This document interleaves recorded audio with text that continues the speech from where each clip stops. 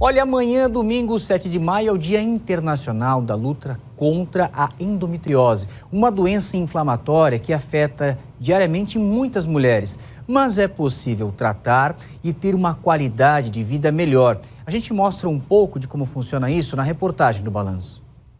Ter cólicas no período menstrual é comum para algumas mulheres, mas quando a intensidade e a frequência aumentam, é preciso ficar atenta. Quando o endométrio está fora da cavidade uterina, que é o local onde ele tem que estar, ele acaba causando uma reação inflamatória. O paciente tem uma série de coisas, dores, cólicas, alterações intestinais. Os sintomas de alerta, eles são desde os mais simples, como pacientes que vão muito ao médico por várias situações semelhantes à infecção urinária, só que nunca o paciente tem bactéria na urina. Uma outra situação muito comum é o paciente que tem cólica menstrual intensa. Para a mulher, já na fase adulta, seria dor no ato sexual, que nunca vai ser considerado normal. A Bruna teve os sintomas desde a adolescência.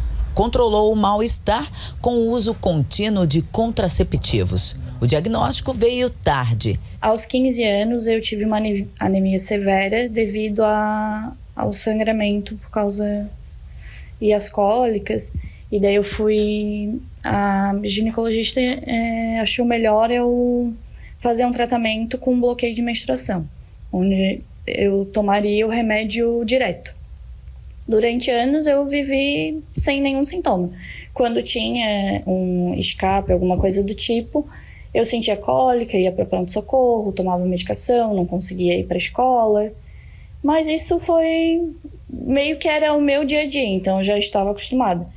E agora, faz uns 2 anos, eu tive uma crise bem feia, fui parar no pronto atendimento e eu descobri que tinha alguma coisa no ovário.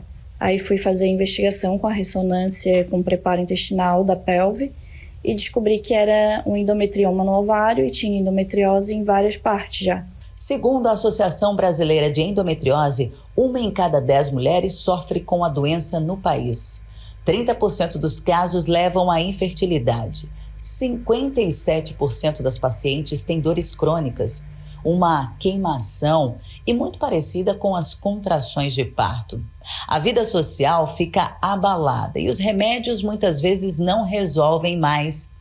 O diagnóstico precoce com um acompanhamento médico podem fazer a diferença e resgatar a sua vida. O tratamento ele vai depender muito do que o paciente sente e do que o paciente quer naquele momento. Então a gente recebe muitos pacientes com suspeita de endometriose, que na investigação tu faz o diagnóstico, mas o paciente já tem quantidade de filhos, a gente chama prole completa, a gente fala muitas vezes o termo técnico, para algumas pessoas não parece ser uma coisa muito óbvia.